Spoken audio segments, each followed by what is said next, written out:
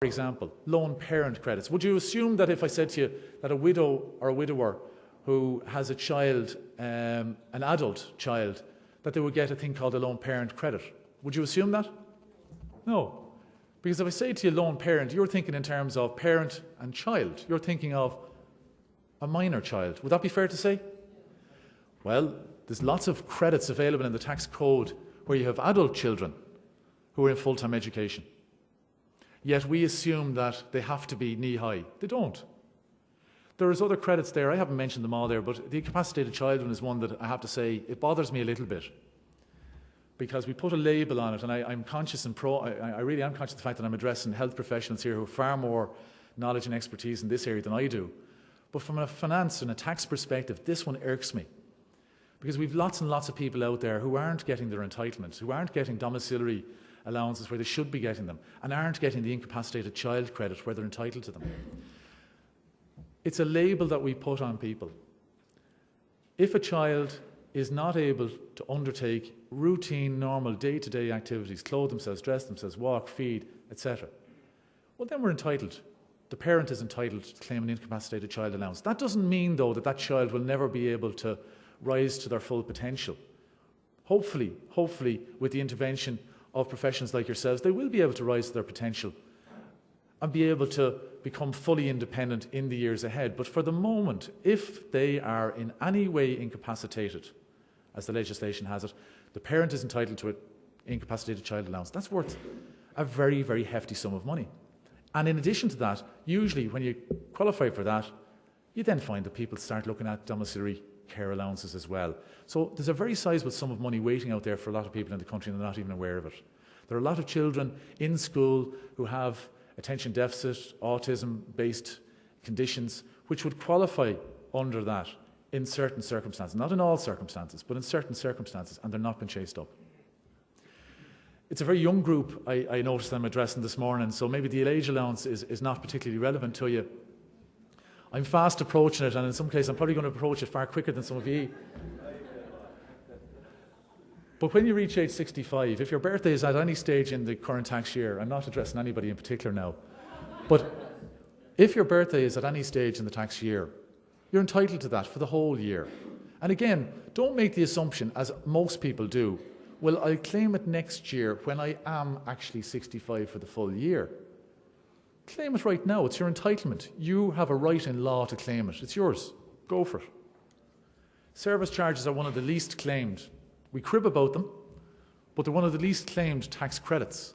2008 receipts will show how much you've paid for the taxman. And indeed, in some cases, the local authority will automatically return it, but they don't update the figure. So you've got to keep an eye on that and make sure you're getting the right amount. You can claim up to €400 a year in bin, refuse, water, if you have water-type charges where you're living, maybe a private scheme. You can claim up to €400 a year. Now, a lot of people are only claiming a small proportion of that in actual fact. You should be claiming the full 400. As a profession, you're entitled, and this would be one that I have to say comes up. I know any discussions I have with Seamus or Des, this is an issue that crops up. There is an expenses allowance that the Revenue have made available to a number of professions and a number of trades. And within the nursing profession, there's one which is up to a maximum of €733 in a year that's available, where a nurse provides and launders their own uniform.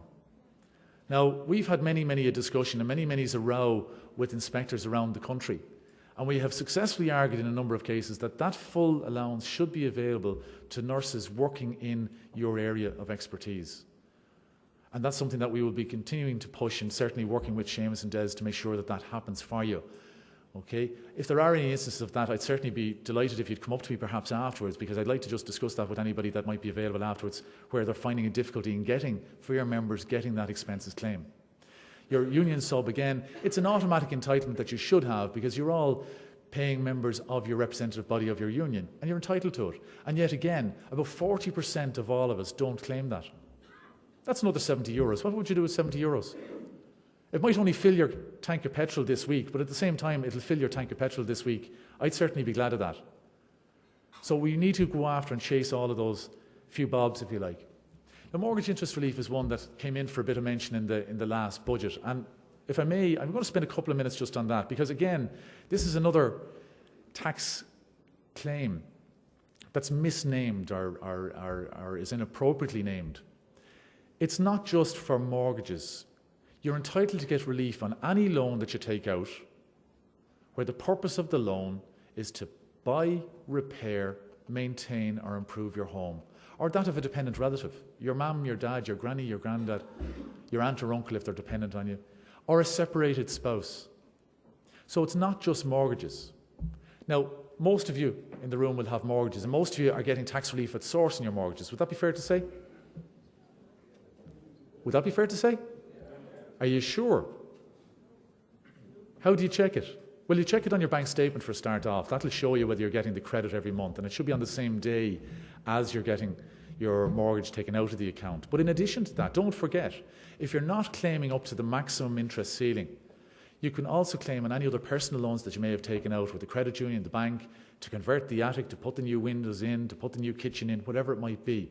And you do not automatically get relief at source on that. You have to go and claim it. And the only way to claim that is at the end of every year in your annual tax return. Now, the Minister modified the system in his last budget statement, and he said that from the 1st of May, any mortgage that's in existence before the 1st of May 2009 will have a 7-year lifespan. Whether it's your first loan, your second, your third, doesn't matter. If it's a qualifying loan for the purchase, repair, maintenance or improvement, if you have a loan of that kind, it will qualify only for tax relief for 7 years. Okay? If you take out a loan after the 1st of May, now this is a brand new loan, say you move house or say you decide to convert the attic or something like that. If you take out a new loan on or after the 1st of May, you still have 7 years on that new loan. Okay? And that was missed in a lot of the commentary after the budget. So very important that you be aware of that. So all loans in existence before the 1st of May have a 7-year time span or lifespan.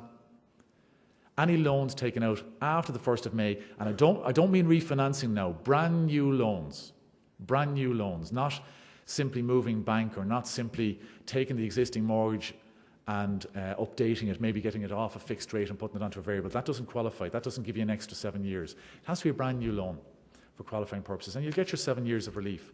Now, the amount of relief that you'll get, or the amount of interest that you can claim relief on, depends on whether you're single or you're married or widowed. But for most people who are married, they can claim interest relief of up to 20,000 euros a year. Okay? Every year. So just because you're getting your relief at source, you check your current account tonight when you go home, you see that you're getting your relief at source, don't assume that you're getting all of your entitlement. What about those other loans that you may have around and about the place? Can you get tax relief in your car loans? Yeah, I wish. No, unfortunately you can't. But let me give you a way where you might be able to get it. Okay? If you think about it, week by week, month by month, we're all dipping into our pockets, out of our salaries, out of our savings, to do up the kitchen, to paint the house, to clear out the garden and put a few new shrubs in, or whatever it might be. We're all doing that. We may have taken out a loan, however, to buy the car. Now, if you're simply replacing one with the other, in other words, if you simply take your loan and take it that the loan is replacing the money that you have spent on the house, you can claim relief on that, because now that is a qualifying loan. What we're doing is we're saying that you're paying for the car out of the money that you had in your pocket, out of your savings.